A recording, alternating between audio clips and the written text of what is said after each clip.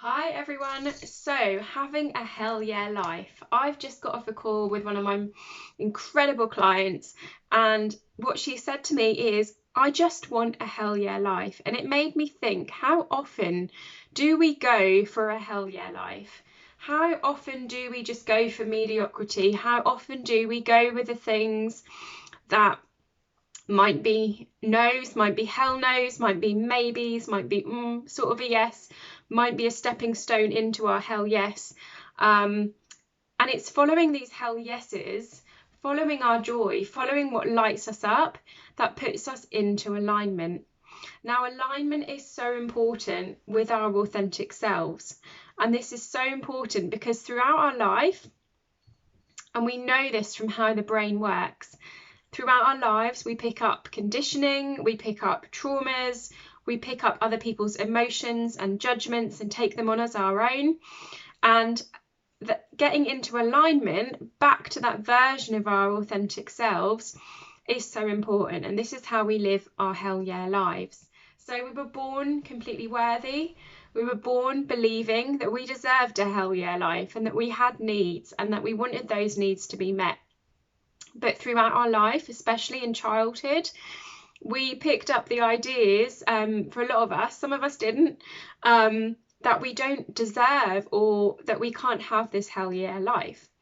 And if you were like me as a child, you would have resonated with feeling like there was more to life, feeling like there was a whole world out there to explore, a different way of living your life, a different way of being, and feeling like there was something more that you could create for yourself. And this was me. I was very highly sensitive, hugely highly sensitive child, but I always felt that there was something more out there. A bit like I always resonated with Belle from Beauty and the Beast when she used to run up the fields singing, "There must be more than this provincial life." That was me. I used to literally run up my garden. So this is for you if you have felt, and you may have felt this push-pull between this, I know I want a hell yeah life. I know there's more out there. I felt this as a child, that there is more and I can live this incredible life. And this other part of you, this like, I'm too sensitive, I don't know if I can do these things, that self-worth, that doubt that comes in, and you may have these two parts in play at the same time. And of course, when we work on our worthiness and we work on our shadows and we work on creating a hell yeah life and we get into alignment, this process becomes a lot easier. So I want to take you back to basics with today's video and go back to my roots, I guess, in terms of my background and my experience with this stuff neuroscientifically. So I have a background in psychology, I have a degree in psychology. I then went on and further studied positive psychology and mindfulness. And this is where my life started to shift. This is where my life started to change. And I got embodied into this hell yeah life. And I remember after I'd started to study positive psychology, I went back to, I was studying in London, I was staying in London, and I went back to my room afterwards in London. I remember just crying and feeling like, oh my goodness, like I can actually live this hell yeah life that I knew that I could and that I connected to. And this is what I talk about in my TEDx as well. This is the basis of my TEDx, is you can change your life. You can change your life. So I'm going to talk a little bit about some of the stuff I talked about in my TEDx today. Also some of the updated versions of that as well. And I've now put this into my trees model, which I teach in my quantum alignment program. And I also upskill you to teach this to your clients in that program as well. So this is more than you learning this yourself. I will teach you how to teach this process, because my ultimate goal is to create ripples with this and impact as many lives as I can, help everyone live hell yeah lives. Okay, so I talk about this in my TEDx, and I'm going to talk about the trees model because it's a really good grounding to how we can live our hell yeah lives. And I've got my cartoon of my TEDx that the artist did behind me there as well, looking over my shoulder, making sure I'm talking about the right things. So my trees model. What is my trees model? So I have found, and this is based on the research of positive psychologist Sean Acor, I replicated Sean's research and found a significant result. So I've statistically analysed this and found a statistic result from doing these activities to build those grounded roots in place to align us to live a hell yeah life. Okay, so the first part of my model that I have tested is the T of the trees model, which is thankful. And gratitude is so important in so many ways. Gratitude is important because it's a really great way to get those happy hormones flowing in your brain. It's a really great way to open your heart and to connect. And this links into quantum research as well, because when we are in that space of gratitude, we attract more things into us because it's like for like, atoms bond like for like. So we start to attract more to us. So we can manifest, we can create more of that life, both through the quantum and through understanding neuroscientifically. So we're also gonna, because we're creating those brain pathways for gratitude neuroscientifically, we're also going to notice more things that we're grateful for in our environments. That's super powerful. Number one of the trees model is thankful. The second part of the trees model under the R is random acts of kindness. Now this is only acts of kindness where you are filling your cup first. Okay, compassion fatigue is a thing, and telling a highly sensitive person to be more compassionate is like giving an alcoholic a bottle opener. Okay, I'm going to make this really clear, is that if you're going to do acts of kindness, it needs to be from a space of your cup being full first. Okay, and I saw a lot of this in the pandemic, a lot of people instantly going and pushing out and helping others, being in their ego, helping others, instead of taking some of that time to go and do the inner work and go within, which is what this time was all about.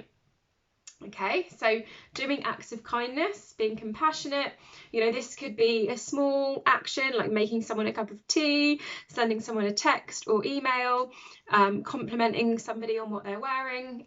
This makes a huge difference because our mirror neurons in the brain, when we do an act of kindness, will mirror that response and we'll feel that positive emotion twofold.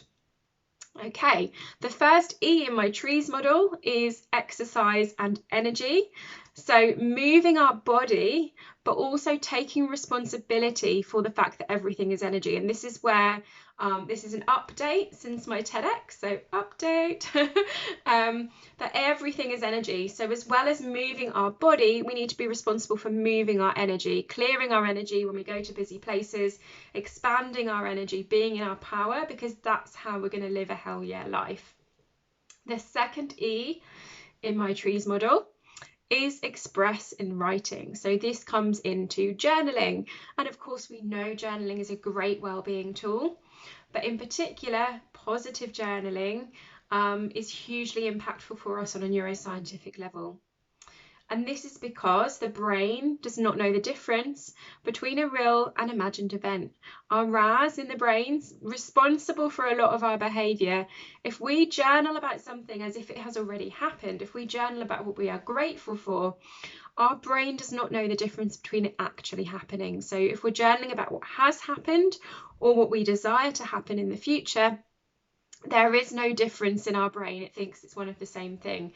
And this again links into the quantum and us consciously creating, because we start to feel into and we start to be in this energy of gratitude, appreciation, positivity. We're going to then be able to attract, because like attracts like, into our field. Okay, and then lastly, the S in the trees model is stay present. And this comes into mindfulness. So I have found mindfulness has been hugely impactful on both my life and the lives of my clients. It is a super powerful tool, and we can use mindfulness with the quantum as well, because if we're shifting into the unified field and we're moving into the quantum field to manifest, our mind might wander off. We may have distractions, we may feel certain sensations, pains perhaps in our body, and it can bring us out of being in our energetic space. So we can use mindfulness as a tool to bring our awareness back from what we have, what we've noticed in our distractions. And being in that present moment, there's so much to be grateful for when we're in that present moment as well. So these can all kind of link together. So I found that doing these 5 activities made a huge impact on those that took part in my experiment. This is all based on some replication of research by Sean Acor, and I've taken this and put this into my trees model to teach you, for you to teach this to your clients through the Quantum Alignment program as well. So the way we want to live a hell yeah life is by getting these basics in place, getting these basic habits in place. And we can think about these as being those grounded roots of the tree. Okay, getting the basics right and remembering that we're human as well, because this is another thing that I see is we've almost forgotten that we're human. It's like we're all humans living on this world, and that's been forgotten. Like in some aspects of the world, we're treated like numbers. And I think in particular, when we start to develop spiritually and we start to develop our consciousness, we forget those grounded basics and those habits that we actually need to expand our consciousness and to grow and to develop and live our hell yeah lives. So it's making those small incremental changes and holding that vision of that big dream and goal. If that resonates with you, that vision you had as a child, that there is more out there. I know there's more out there to life, and tapping into that, making these small incremental habit changes are going to really open those doors for you there. So I hope that helps. This is how you can live a hell yeah life. You can change your life. It does not have to be how it is.